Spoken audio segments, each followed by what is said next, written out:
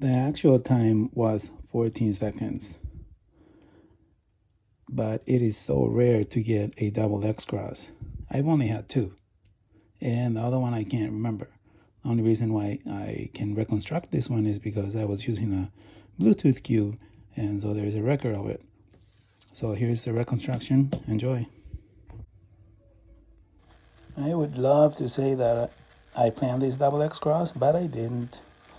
I planned the cross, and I kind of remember planning a pair, but that's it. Then I noticed there was an X cross, and then I looked at the one on the back, and I thought, oh, double, okay. This pair is just the wrong way. Just take it out and put it back in. This one is the one that most people would consider the hardest one. And that's it for F2L. This is just your last layer.